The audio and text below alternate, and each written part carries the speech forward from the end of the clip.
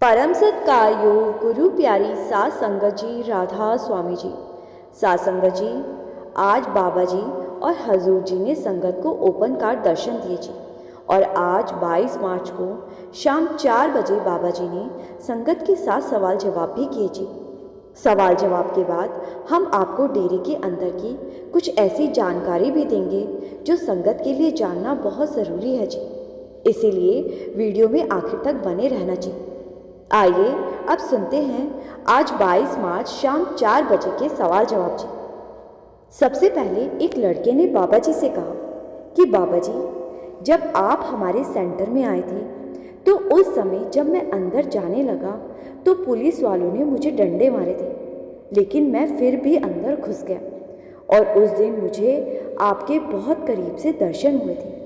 मैं वो दिन कभी नहीं भूल सकता, क्योंकि उस दिन आपके इतने करीब से दर्शन हुए थे, लेकिन घर जाने के बाद डंडों की मार ने मुझे बहुत दर्द दिया था। ये सुनकर सारी संगत बहुत हंस पड़ी थी जी। फिर यही लड़का कहने लगा कि बाबा जी, हम डंडे तो खा लेंगे, लेकिन आप ऐसे ही हमें दर्शन देते रहना।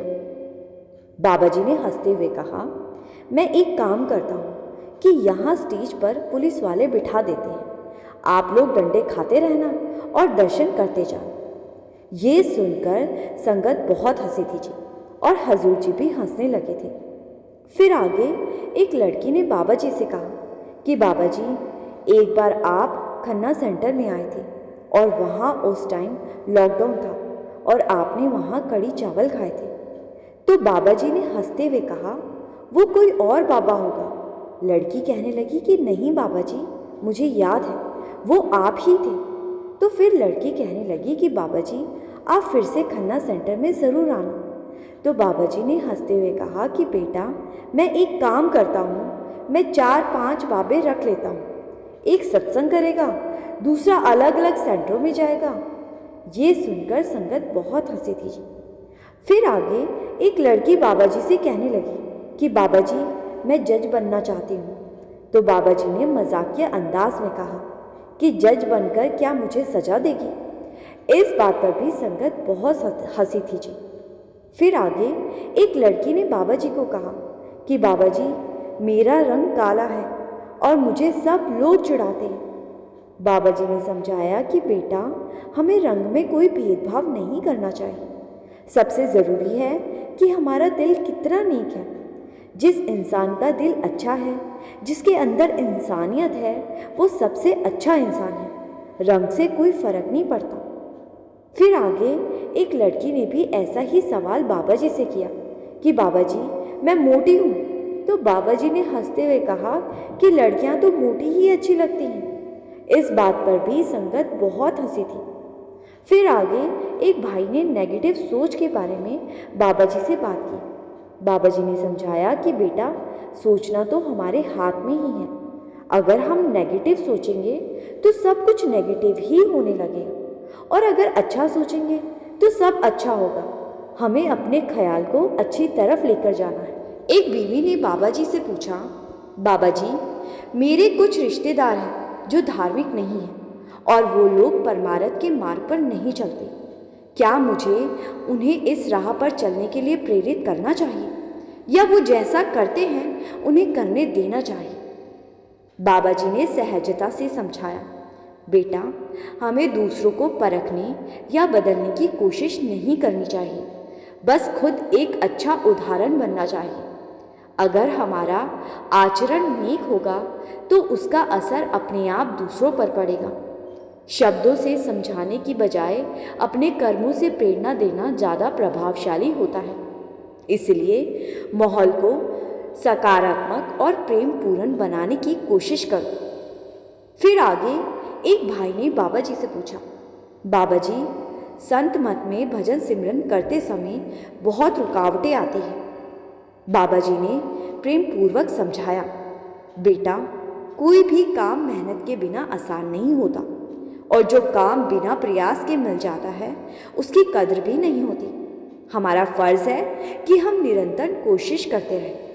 अगर रुकावटें आए तो घबराना नहीं, बल्कि धैर्य से रोज़ अभ्यास करना है। दुनियावी जिम्मेदारियों के साथ साथ परमार्थ का भी ध्यान रखना जरूरी है। फिर आगे एक लड़के ने पूछा, बाबा जी, हम बचपन में डेरे में बहुत सेवा करते थे, लेकिन अब बड़े होकर सेवा के लिए समय नहीं निकाल पाते। बाबा जी ने मुस्कुराते हुए कहा, बेटा, बड़े होने पर जिम्मेदारियां बढ़ जाती हैं, ये स्वाभाविक है, लेकिन हमें जल्दबाजी नहीं करनी चाहिए। जब भी मालिक सेवा का अवसर दे, उससे प्रेम से करना चाहिए, लेकिन घर परिवार की जिम्मेदारियों को छोड़कर सेवा में नहीं आना चाहिए। घर परिवार भी ज़रूरी है और सेवा भी ज़रूरी है, इसीलिए संतुलन बनाए रखना ज़रूरी है ताकि दुनियावी और परमार्थिक दोनों कर्तव्य पूरे हो सके। फिर आगे एक भाई ने सवाल किया, बाबा जी, कभी कभी मुझे बहुत अकेलापन लगता है, उस वक्त मैं क्या करूं? बाबा जी ने मुस्कुराकर कहा, बेटा, ये तो जीवन का सच है। हम अकेले ही इस दुनिया में आए थे और अकेले ही जाएंगे।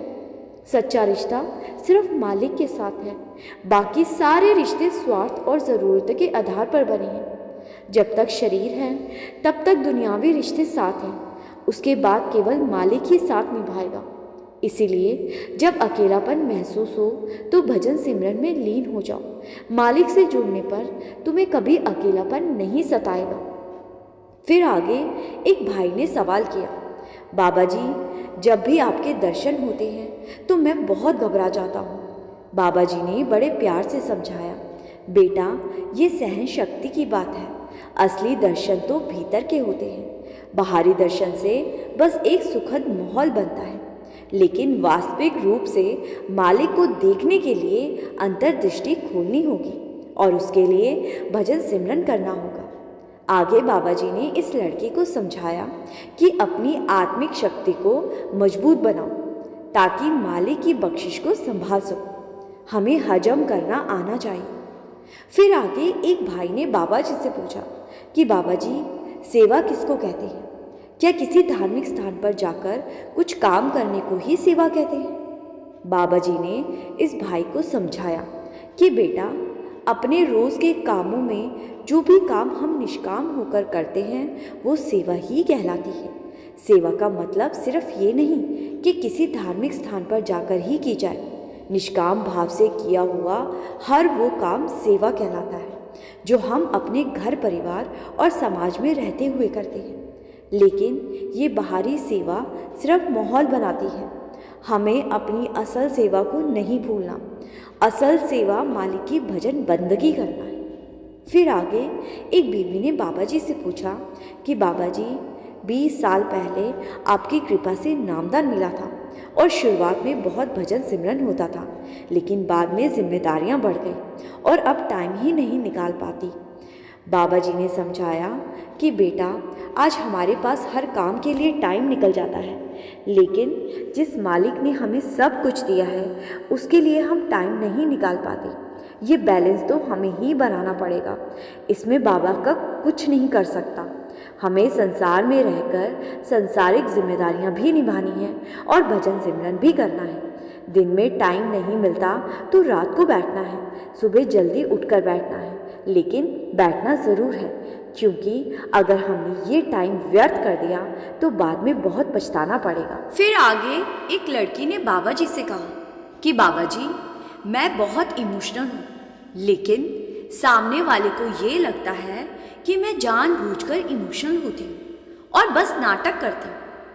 बाबा जी ने इस बहन को समझाया कि बेटा, हम सारी उम्र दूसरों को खुश करने में लगे रहते हैं, जबकि इस दुनिया को कोई कभी खुश नहीं कर पाया है। हमें अपनी तरफ से सही करना है। दूसरे हमारे बारे में क्या सोचते हैं, हमें उस तरफ ध्यान नहीं देना चाहिए। हमें खुद की नज़र में और मालिक की नज़र में सही करना है। कल को हिसाब मालिक ने लेना है, दुनिया वालों ने हमसे हिसाब नहीं लेना। अगर आपका रोने का दिल करता है तो बिल्कुल रोना चाहिए, हंसने का दिल है तो हंसना चाहिए, दुनिया की परवाह नहीं करनी। फिर आगे एक भाई ने बाबा जी से पूछा कि बाबा जी, कभी कभी हमें अपने किसी को बचाने के लिए झूठ बोलना पड़ जाता है। तो क्या ऐसा करने से भी हमारे कर्म बनते हैं? क्योंकि ये काम तो हमने किसी की मदद करने के लिए किया। बाबा जी ने मुस्कुराते हुए कहा कि बेटा, झूठ बोलेंगे तो कल को हिसाब भी हमें ही देना पड़ेगा।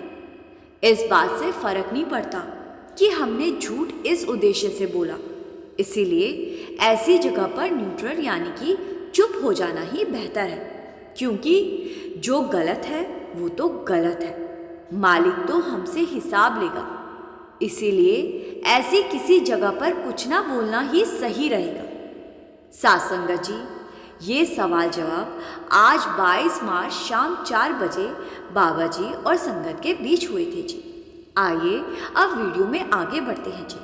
साथ संगत जी, हम डेरे जाकर लंगर तो बड़े मजे से खा लेते हैं, लेकिन क्या हमने कभी गौर किया है कि डेरे में चलने वाला लंगर पिछले 134 सालों से लगातार चल कैसे रहा है? किसने लंगर की शुरुआत की थी? तब क्या क्या अड़चनें आई थी और उन अड़चनों को कैसे दूर किया गया था? आइए इस वीडियो में आगे हम समझते हैं कि डेरा ब्यास में चलने वाला लंगर कैसे बिना रुके चलता ही जा रहा है। ये बात किसी ने नहीं छुपी कि डेरा ब्यास की शुरुआत सन 1891 में बाबा जयमल सिंह जी ने ब्यास नदी के किनारे पर की थी और सन 1891 में बाबा जयमल सिंह जी ने यहीं लंगर की शुरुआत करवाई थी, जो तब से लगातार पिछले 134 सालों से चल रहा है जी। शुरुआत के दिनों में ये लंगर बाबा जयमल सिंह जी की कोठी के एकदम सामने लगाया जाता था जी। उस समय दाल, सब्जी, दूध और बाकी का ज़रूरी सामान आसपास के गांव से खरीदा जाता था। बीते 134 सालों से भी अधिक समय में यहाँ बड़ी संख्या में लोग लंगर करने आ रहे हैं। फिर भी कभी भोजन की कमी नहीं हुई, ना ही डेरी की तरफ से आज तक कभी भी संगत से कोई धन मांगा गया, लेकिन फिर भी ये एक चमत्कार की तरह चलता ही जा रहा है। बाबा जयमल सिंह जी के बाद हजूर बड़े महाराज सावन सिंह जी ने गद्दी संभाली और उन्होंने सेवादारों को निर्देश देते हुए कहा था कि संगत को प्रेम पूर्वक और खुले दिल से भोजन कराएं, क्योंकि बाबा जयमल सिंह जी का भंडार अनंत है, ये कभी भी खत्म नहीं होगा। उनके समय में भी लंगर उनकी कोठी के सामने के खुले मैदान में लगाया जाता था। भोजन पकाने की व्यवस्था भी पास में ही थी। उस दौर में बिजली की सुविधा नहीं थी, इसीलिए सारा खाना भट्टियों में आग जलाकर पकाया जाता था। रोशनी के लिए दीपक और मोमबत्ती जलाए जाते थे। बड़े बड़े कढ़ाओं में दाल और सब्जी पकती थी और बड़े बड़े तवों पर एक साथ बहुत सारे प्रसादे यानी कि रोटियां बनाई जाती थी। कभी भी किसी चीज की कमी नहीं आई थी। आगे चलकर सरदार बहादुर जी ने और फिर हजूर महाराज जी ने गद्दी संभाली। जब हजूर महाराज जी ने गद्दी पर विराजमान हुए तो वो 1952 के आसपास का दौर था और उस समय भी हजूर जी की कोठी के सामने खुले मैदान में लंगर लगाया जाता था। एक बार लंगर में अव्यवस्था देखकर वे रात के 2:30 बजे तक जागते रहे। उन्होंने देखा कि सुबह के 3 बजने वाले हैं, लेकिन अभी भी संगत पिछली रात का भोजन कर रही थी और हजारों लोग अभी भी भोजन के लिए प्रतीक्षा में कतारों में खड़े थे। ये देखकर महाराज जी को बहुत दुख हुआ और वो सोचने लगे कि मेरी संगत पूरी पूरी रात लंगर के लिए भटक रही है। हजूर जी से ये देखा ना गया। अगले ही दिन हजूर जी ने डेरा कमेटी की एक मीटिंग बुलवाई और हजूर जी को स्पष्ट किया गया कि लंगर के लिए हमारे पास बहुत सीमित जगह है और संगत बढ़ती जा रही है। भंडारों पर 1 लाख के आसपास संगत डेरे पहुंचती, जबकि लंगर घर की कैपेसिटी एक टाइम में सिर्फ 2 से 3 हजार संगत के बैठने जितनी है। इसीलिए संगत को बहुत देर तक इंतजार करना पड़ता है। अब ये सुनकर हजूर महाराज जी कई रातों तक चैन से सो ना सके थे, क्योंकि उनकी संगत रोटी के लिए भटकते रहे। ये उन्हें बिल्कुल भी मंजूर नहीं था जी। हजूर महाराज जी दिन रात सोचते थे कि इस समस्या से कैसे निजात पाई जाए। हजूर जी ने फिर से कमेटी की मीटिंग बुलवाई। हजूर जी ने कमेटी के सामने अपनी इच्छा व्यक्त करते हुए कहा कि मैं चाहता हूँ कि लंगर का विस्तार इतना हो कि कम से कम 25,000 लोग एक साथ बैठकर भोजन कर सकें और 1 लाख संगत को लंगर करवाने में 2 से 3 घंटे से ज़्यादा समय ना लगे। उस समय लंगर के एक और हजूर जी की कोठी थी और बाकी तीनों और डेरे की अन्य इमारतें थी। इसीलिए विस्तार केवल वहां से थोड़ा हटकर डेरे की पूर्व दिशा में ही संभव था। लेकिन उस दिशा में जमीन समतल नहीं थी। वहां कुछ जगह छोटी पहाड़ियां और कुछ जगह खाइयां थी और जमीन भी दलदल वाली थी। किसी ने सलाह दी कि हजूर जी, अगर इस जमीन को समतल किया गया तो कम से कम 8 साल लग जाए। इस पर महाराज जी ने स्पष्ट कहा, चाहे इस कार्य में 8 साल लग जाए, लेकिन इसके बाद कम से कम संगत आराम से भोजन कर सकेगी। महाराज जी ने सत्संग में घोषणा कर दी कि खाई को भरने की सेवा की जाएगी। इस सेवा को मिट्टी की सेवा कहा जाने लगा। हर कोई उत्साहपूर्वक अपनी खाली टोकरी में मिट्टी भरकर सिर पर उठाता और खाई में डाल देता था। हजूर महाराज जी संगत का उत्साह बढ़ाने के लिए रोज सुबह और शाम 2 बार मिट्टी की सेवा में लगे सेवादारों को दर्शन देने के लिए जाते थे। धीरे धीरे इस सेवा में भाग लेने वाले लोगों की संख्या बढ़ती गई। भंडारे के दिनों में तो कई बार सुबह 7 बजे से लेकर देर रात तक संगत मिट्टी भरने में जुटी रहती थी। कुछ ही दिनों में बड़े बड़े टीले समतल हो गए और गहरी खाई समतल भूमि में बदल गई। बच्चे से बुजुर्ग तक, आदमी से औरत तक, सबने कंधे से कंधा मिलाकर इस सेवा में मिलकर भाग लिया। मिट्टी की उस सेवा ने डेरे में एक इतिहास रचा था। जो काम 8 साल में होना था वो सिर्फ 2 साल में ही पूरा हो गया। जब ये काम पूरा हो गया तब हजूर महाराज जी ने पहली बार लंगर में दर्शन दिए तो वे यह देखकर दुखी हो गए कि भारत में जाति प्रथा गैर कानूनी घोषित होने के बावजूद लंगर में तथाकथित ऊंची और नीची जाति के लोग अलग अलग कतारों में बैठकर भोजन कर रहे थे। इसे देखकर महाराज जी बिना किसी संकोच के नीची जाति वाली कतार में बैठ गए और लंगर करने लगे। ये देखकर डेरा कमेटी के अन्य अधिकारी भी हजूर जी के साथ उसी कतार में बैठ गए और ये संगत के लिए एक बहुत बड़ा संदेश साबित हुआ। हजूर महाराज जी की इस प्रेम पूर्ण मिसाल ने एक सामाजिक परिवर्तन ला दिया। उस दिन के बाद से लंगर में सभी जाति, धर्म और वर्ग के लोग एक साथ भोजन बनाने और एक साथ बैठकर खाने लगे। संगत की लगातार बढ़ती संख्या को देखते हुए लंगर का और विस्तार किया गया। संगत की आवश्यकताओं को पूरा करने के लिए 1960 के दशक में कुछ मशीनों का भी उपयोग किया जाने लगा। साथ संगत जी, बाबा जयमल सिंह जी द्वारा शुरू किया गया ये लंगर आज भी खुले दिल से चल रहा है जी, और आज तो लाखों लोग एक साथ बैठकर लंगर खाते हैं जी। बाबा जी की ऐसी कृपा है कि आज तक कभी लंगर में किसी चीज़ की कोई कमी नहीं हुई जी। साथ संगत जी, डेरा संगत से कभी भी लंगर के लिए कोई धनराशि की मांग नहीं करता, लेकिन ये हमारा फर्ज है कि हमें अपनी कमाई में से कुछ हिस्सा नेक काम में ज़रूर लगाना चाहिए जी।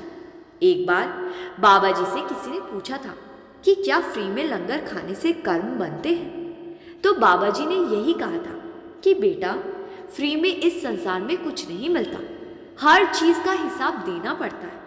इसीलिए अगर कहीं भंडारे पर या किसी धार्मिक स्थान पर प्रसाद या लंगर खाना पड़े तो वहाँ कुछ ना कुछ सेवा ज़रूर डाल देनी चाहिए, जिससे कि वहाँ का हिसाब साथ के साथ ही निपट सके। साथ संगत जी, अब इस वीडियो को यहीं विराम देते हैं जी।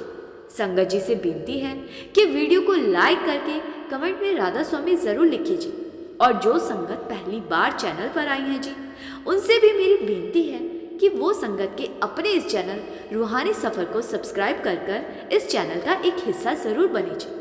गुरु प्यारी साथ संगत जी, राधा स्वामी जी।